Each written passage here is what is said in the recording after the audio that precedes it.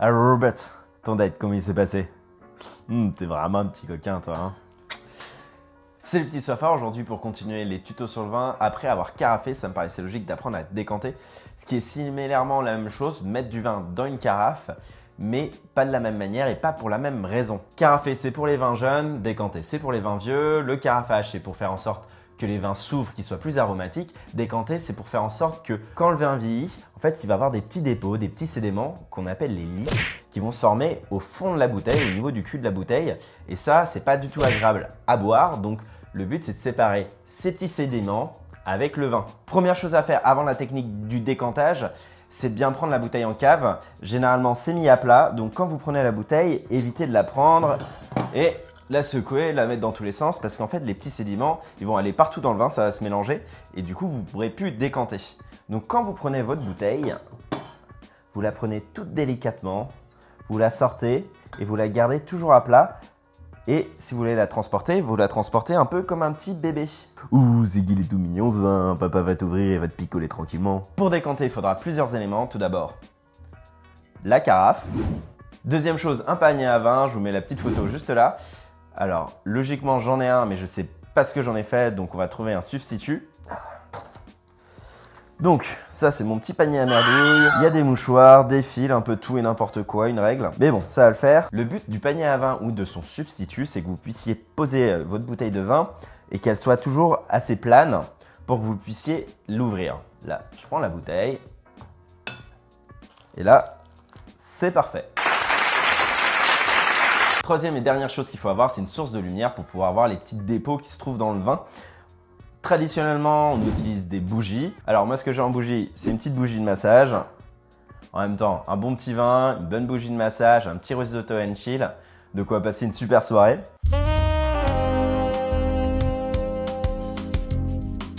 Si vous n'avez pas de bougie, je vais vous révéler la technique secrète que je faisais en restaurant quand on est des galériens. Le flash de téléphone. Vous le mettez à la place de la bougie, ça fait le travail, je vous jure, j'ai fait ça en restaurant. Après, c'était en office, les clients ne voyaient pas. Mais si vous devez décanter un vin tout seul, faites-le, ce sera plus simple qu'à la bougie. Après, s'il y a des gens, à la bougie, c'est beaucoup plus stylé. Je vous conseille de vous équiper d'un tire-bouchon et d'une petite serviette. Magnifique, là, petit bonhomme de pain. Donc tout d'abord, on va découper la capsule. Contrairement quand on ouvre une bouteille de vin où on n'enlève pas toute la capsule, on en laisse un petit bout. Là, le mieux, c'est quand même d'enlever toute la capsule. Comme ça, vous pourrez mieux voir le vin et mieux voir les sédiments qui peuvent peut-être arriver. Vous prenez votre lame et là, vous faites une bonne encoche toute droite jusqu'à la fin, jusqu'au milieu. Là, vous relevez, hop, vous vérifiez bien que tout est bien coupé. S'il y a un petit bout, hop, vous remettez un petit coup. Et là, hop là, vous avez toute la capsule qui part. En restaurant, on aime bien la garder pour qu'une fois que c'est débouché, on la remet pour faire joli. C'est un peu de fioriture, mais bon, c'est partie du folklore. Et pourquoi amener le torchon? Il pourra servir à deux choses. Premièrement, sur les vieux vins, des fois, il y a un peu de moisissure qui se forme autour du bouchon. Donc, il faudra laver le bouchon pour faire en sorte que la moisissure, après l'avoir ouvert, et pas dans le vin. La deuxième chose pour la serviette, c'est que vu que le vin est posé droit, quand vous allez enlever le bouchon, il y a des chances qu'il y ait quelques gouttes qui puissent tomber parce que avec la pression d'air et vu que c'est un peu penché, il y a un peu de contact. Donc là, ça va pour moi, c'est une table en bois, donc au pire, ça donne un petit coup. Mais quand il y a une belle note blanche, la belle trace de vin rouge, ça fait plaisir. C'est pareil que pour n'importe quelle ouverture d'une bouteille de vin. On fait tourner la vrille. Alors, il faut faire attention de bien aller au fond.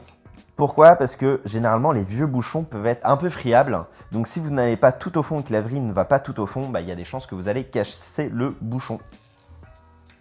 Donc là, hop.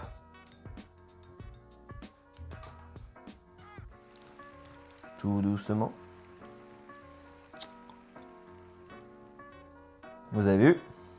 Comme je vous avais dit, une petite gougoute. On n'hésite pas à sentir le bouchon. Plus le vin est vieux, plus il sera en contact avec le bouchon, plus il y a des chances que le vin sera bouchonné. Donc vraiment, faites attention. On allume la bougie et on la pose pas loin de nous, le but étant qu'on puisse voir la flamme à travers la bouteille.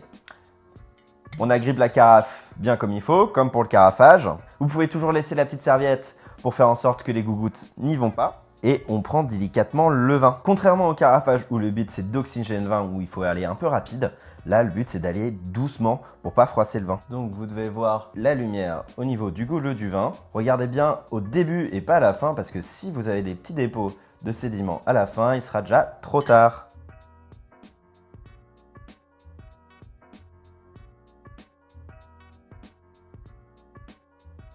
Alors, pour bien vous montrer, vu qu'à la bouteille ça passait pas très bien, à quoi ça ressemble des petits dépôts de sédiments, ça ressemble à ça. Et ça, c'est pas très agréable à boire. Donc on fait attention de pas le mettre dans le vin. Et voici le vin qui est décanté. Et vous pouvez le mettre à une belle disposition pour que ça fasse joli. Hop, devant les copains, on met la petite capsule, le petit bouchon.